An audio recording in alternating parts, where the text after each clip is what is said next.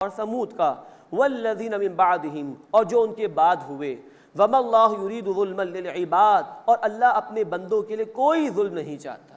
ویا قومی، اور اے میری قوم، انی اخاف علیکم یوم التناد، میں تم پر چیخ و پکار کے دن سے ڈرتا ہوں کہ جب اللہ کا عذاب آئے گا تو تم فریادیں کرو گے۔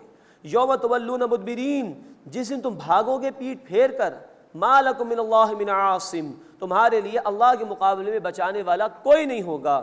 وَمَن يُضْلِلِ اللَّهُ فَمَا لَهُ مِنْ هَادٍ، اور جس کو اللہ گمراہ فرما دے اس کے لیے کوئی ہدایت دینے والا نہیں ہے۔ وَلَقَدْ جَاءَكُمْ يُوسُفُ مِنْ قَبْلُ بِالْبَيِّنَاتِ، اور یقیناً تمہارے پاس اس سے پہلے یوسف آئے تھے واضح دلائل کے ساتھ علیہ السلام۔ موسیٰ علیہ السلام اور یوسف علیہ السلام کے درمیان میں کوئی 200 برس کا فرق ہے، تو لوگ جانتے تھے کہ یوسف علیہ السلام اسی مصر کے علاقے میں آئے تھے۔ وہی دور تھا کہ جب اللہ تعالیٰ نے قحط مسلط کیا تھا وہاں کے لوگوں پر، 7 برس تک وہ قحط آیا تھا، تفسیر ہم سورہ یوسف میں پڑھ چکے ہیں۔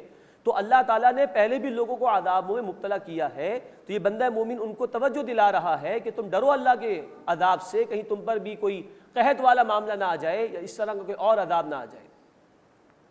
فما زلتم فی شک مما جاءکم بہ، سو تم ہمیشہ شک میں رہے اس کے بارے میں جس کے ساتھ وہ تمہارے پاس آئے تھے۔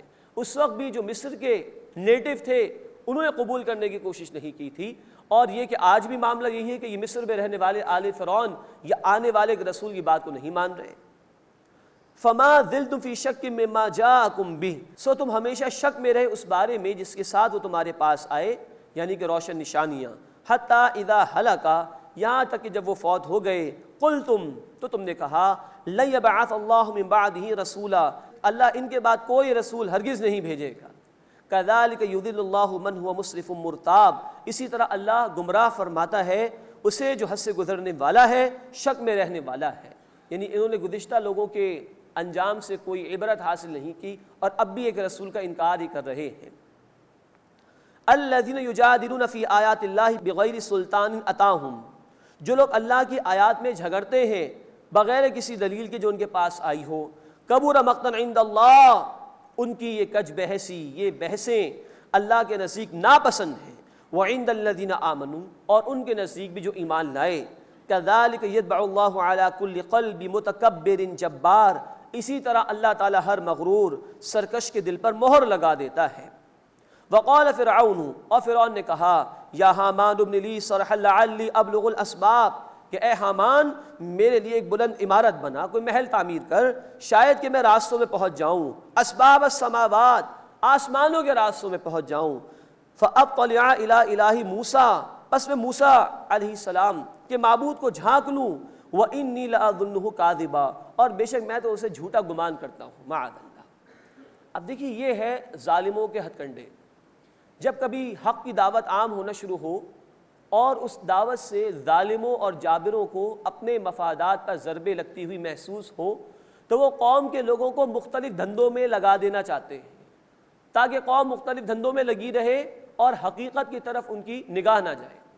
خواب سے بیدار ہوتا ہے ذرا محکوم اگر، پھر سلا دیتی ہے اس کو حکمراں کی ساحری۔ یہ ہر دور کے جابروں کا معاملہ رہا۔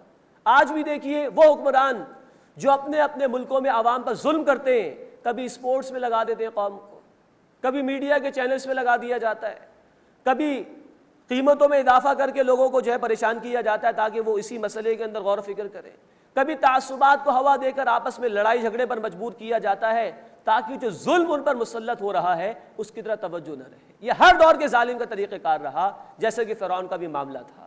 تو اس نے اس تقریر کو انٹرپٹ بھی کیا اور لوگوں کی توجہ ہٹانے کے لیے کہا کہ ذرا حامان میرے لیے کوئی سیڑھی بنا دے، کوئی محل عمارت بنا دے، میں آسمان میں جھانک کر دیکھوں موسیٰ کا رب ہے بھی کہ نہیں، معاذ اللہ۔ اور کہنے لگا میں تو گمان کرتا ہوں کہ موسیٰ جھوٹا ہے، معاذ اللہ ثم معاذ اللہ۔ وَكَذَلِكَ زُيِّنَ لِفِرْعَوْنَ سُوءُ عَمَلِهِ، اور اسی طرح فرعون کی بدعملی اس کو خوشنما کر کے دکھا دی گئی۔ پھر یہ ظالم اپنے ظلم میں مگن ہی رہتے اور سمجھتے ہیں کہ بہت اچھے جا رہے ہیں۔ وَصُدَّ عَنِ السَّبِيلِ، اور روک دیا گیا وہ سیدھے راستے سے۔ وَمَا كَيْدُ فِرْعَوْنَ إِلَّا فِي تَبَابٍ، اور فرعون کی چال صرف تباہی ہی میں تھی، اس کا انجام تباہی کے سوا کچھ بھی نہیں ہوا۔ اب اس سورہ مبارکہ کا 5واں رکوع شروع ہو رہا ہے، اس میں اس بندہ مومن کی تقریر کا پھر ذکر آ رہا ہے، وہ تقریر جاری ہے، اور آل فرعون کو عذاب دیا گیا اس کا ذکر ہے، اور اہل جہنم کا بھی تذکرہ اللہ تعالیٰ نے فرمایا ہے۔ وقال الذی آمنا، اور جو شخص ایمان لایا اس نے کہا یا قومی تبعونی اہدکم سبیل الرشاد، اے میری قوم تم میری پیروی کرو کہ میں تمہیں بھلائی کا راستہ دکھا دوں۔ یا قومی، اے میری قوم، انما ہذہ الحیات الدنیا متاع، بے شک یہ دنیا کی زندگی تھوڑا سا فائدہ ہے، وان الآخرۃ ہی دار القرار، اور آخرت بے شک وہ ہمیشہ رہنے کا گھر ہے۔ من عمل سیئۃ فلا یجزی الا مثلها، جس شخص نے کوئی برائی کی تو اس کو اس کے جیسا ہی بدلہ دیا جائے گا۔ ومن عمل صالحا، اور جس نے کوئی نیک عمل کیا، من ذکر او انثی، خواہ مرد ہو یا عورت، وہو مؤمن، بشرطے کہ وہ مومن ہو، فاولئک یدخلون الجنہ، تو یہ وہ لوگ ہیں جو جنت میں داخل ہوں گے، یرزقون فیہا بغیر حساب، اس میں انہیں بے حساب رزق عطا کیا جائے گا۔ اللہم انا نسألک الجنہ، اے اللہ ہم تجھ سے جنت کا سوال کرتے ہیں۔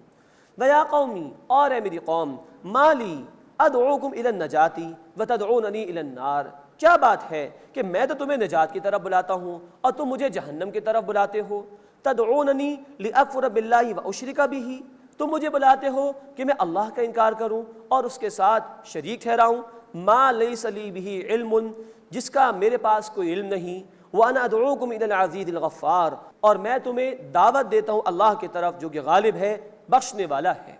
لا جرم انما تدعوننی الیہ، کوئی شک نہیں کہ تم جس کی طرف مجھے بلاتے ہو، لیس لہ دعوۃ فی الدنیا ولا فی الآخرہ، وہ دعوت دنیا اور آخرت میں کچھ بھی مفید نہیں ہے۔ وَأَنَّ مَرَدَّنَا إِلَى اللَّهِ، اور بے شک ہمیں لوٹنا ہے اللہ کی طرف۔ وَأَنَّ الْمُسْرِفِينَ هُمْ أَصْحَابُ النَّارِ، اور یہ کہ حد سے بڑھ جانے والے ہی آگ والے ہیں۔ فَسَتَذْكُرُونَ مَا أَقُولُ لَكُمْ، سو تم جلد یاد کرو گے جو میں تمہیں کہتا ہوں، میں حق بیان کر رہا ہوں تمہارے سامنے، آج نہیں کل تمہیں احساس ہو جائے گا کہ میری بات درست تھی۔ وَأُفَوِّضُ أَمْرِي إِلَى اللَّهِ، اور میں اپنا معاملہ اللہ کے حوالے کرتا ہوں۔ اس بندے کو احساس ہو گیا تھا کہ اب مجھے یہ لوگ قتل کریں گے۔ ان اللہ بصیر بالعباد، بے شک اللہ بندوں کو دیکھنے والا ہے۔ لیکن اس اللہ کے بندے نے پوری حق بات بیان کی اس بھرے دربار کے اندر۔ اس قوم نے اقدام کی کوشش کی ہوگی اس بندے کے خلاف، لیکن اللہ نے حفاظت فرمائی۔ فوقاہ اللہ سیئات ما مکروا، سو اللہ نے اسے بچا لیا ان بری سازشوں سے جو وہ کیا کرتے تھے۔ وحاق بآل فرعون سوء العذاب، اور آل فرعون کو برے عذاب نے گھیر لیا۔ اس کا ایک امکان یہ ہے کہ جب آل فرعون کے غرق ہونے کا معاملہ آیا، اس کے قریب یہ واقعہ ہوا ہو اور موسیٰ علیہ السلام اور ان کی قوم کے ساتھ ساتھ اس بندے مومن کو بھی اللہ نے بچا لیا ہو۔ النار یعرضون علیہا غدوا وعشیا، آگ جس پر وہ صبح و شام پیش کیے جاتے ہیں۔ ویوم تقوم الساعہ، اور جس دن قیامت ہوگی، ادخلوا آل فرعون اشد العذاب، حکم ہوگا داخل کرو فرعون والوں کو شدید ترین عذاب میں۔ اب یہاں قرآن نے کہا کہ صبح و شام وہ آگ پر پیش کیے جاتے ہیں، یعنی آل فرعون کو اس دنیا میں ان کے مرنے کے بعد بھی عذاب ہو رہا ہے۔ یہ ہے قرآن حکیم میں اشارہ عذاب قبر کی طرف۔ قرآن کہہ رہا ہے کہ روزانہ ان کو صبح و شام عذاب دیا جاتا ہے۔ ایک اور اشارہ قرآن حکیم میں ہے عذاب قبر کی طرف، سورہ الفرقان آیت نمبر 69 میں، یضاعف لہم العذاب، بڑھایا جائے گا ان کے لیے عذاب۔ اور اس مقام پر بھی اللہ تعالیٰ نے کہا کہ شدید عذاب میں مبتلا کرو قیامت کے دن۔ اس کا مطلب ہے کہ اس سے پہلے کوئی عذاب ہو رہا ہے، یعنی کہ عذاب قبر جو برزخ کی زندگی میں دیا جاتا ہے اس دنیا کی موت کے بعد۔ تو قرآن حکیم میں بھی قبر کے عذاب کی طرف اشارے ہیں اور تفاصیل پہ نبی کریم صلی اللہ علیہ وسلم کی احادیث میں بیان ہوئی ہیں۔ اب ذکر آ رہا ہے بڑوں اور چھوٹوں کے حوالے سے۔